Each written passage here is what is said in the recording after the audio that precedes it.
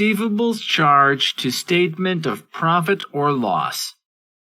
At 30 June 20X6, a company's allowance for receivables was $9,750. At 30 June 20X7, trade receivables totaled $129,250.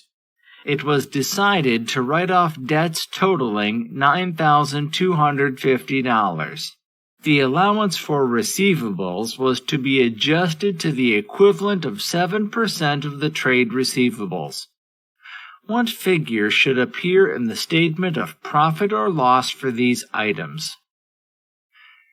Answer: allowance for receivables, $129,250 minus $9,250 times 7%, $8,400.